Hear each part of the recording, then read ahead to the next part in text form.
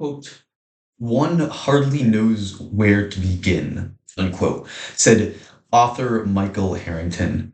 You see, Michael Harrington worked at St. Joseph's House of Hospitality in New York City.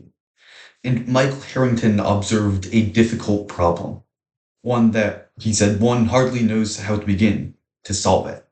This problem was that at the House of Hospitality, he gave handouts to the homeless, to alcoholics, to beggars every single day. But every single day, they'd return with their situation not improved in the slightest. He didn't know how to solve their problem. And this example, this story, is also shown in another story going on in America today. A news story where ACA subsidies or healthcare subsidies to the poor are given out every single year, yet they hardly seem to make a difference. Right now, there's a major contest between Republicans and Democrats in the Senate. And that brings us to our prompt. Will the ACA subsidies will ACA subsidies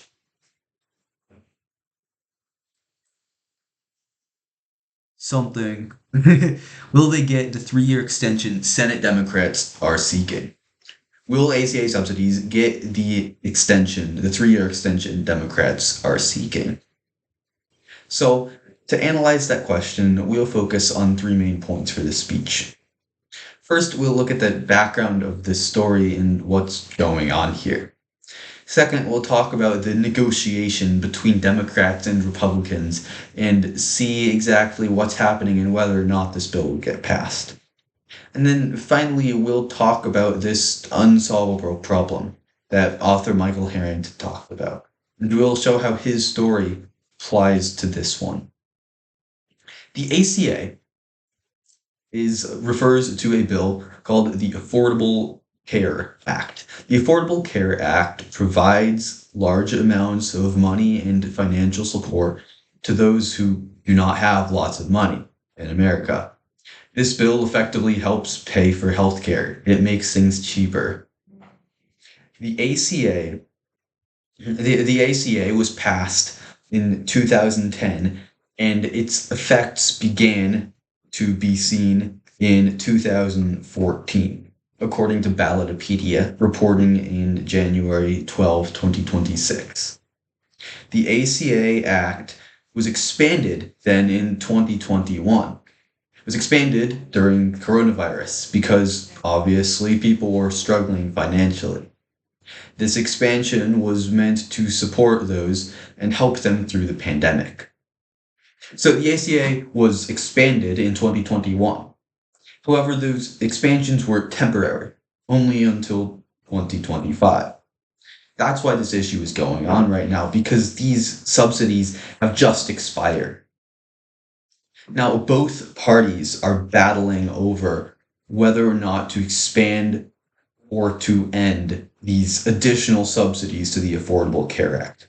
And that will be our second point for today, the negotiation between Democrats and Republicans. Well, interestingly, this bill has already been passed in bipartisan fashion in the House of Representatives. Again, from that Ballotpedia article, the U.S. House of Representatives actually did vote to extend these ACA subsidies.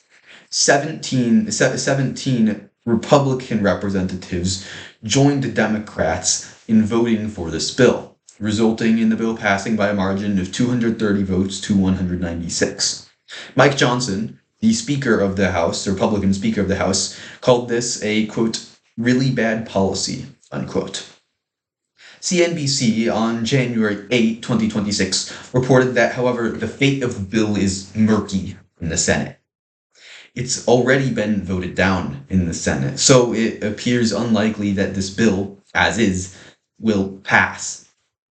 There's many negotiations going on. Republicans have one main thing, or have two main points that they're advocating for in this situation. First, they're hoping to strengthen the Hyde Amendment, an amendment that blocked federal funding from going to abortion clinics. Republicans are also seeking to create health savings accounts. These health savings accounts would instead, they propose that these health saving accounts have money put in them and given to American citizens, and that these substitute for ACA programs. Democrats, meanwhile, are advocating for this bill as it is. And seeing as this bill was already voted down, it seems very unlikely that it will actually be accepted. Most likely, this extension will not pass. But this the ACA, the Affordable Care Act, is just one example of many welfare programs we have in the United States.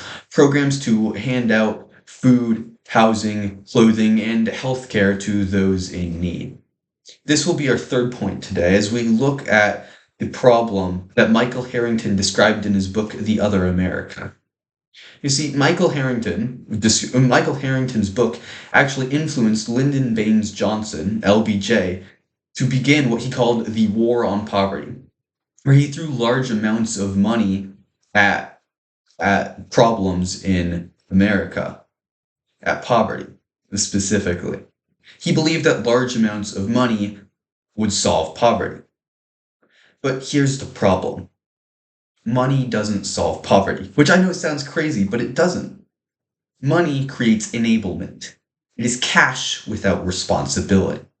What truly solves poverty is responsibility.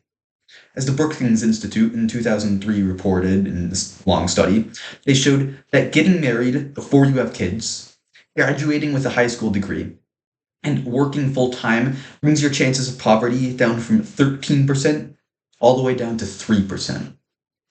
So as we can see over this story, it's very likely that these ACA subsidies will not get passed. And this may be a good thing because we should keep in mind this principle that one hardly knows where to begin when giving out massive handouts.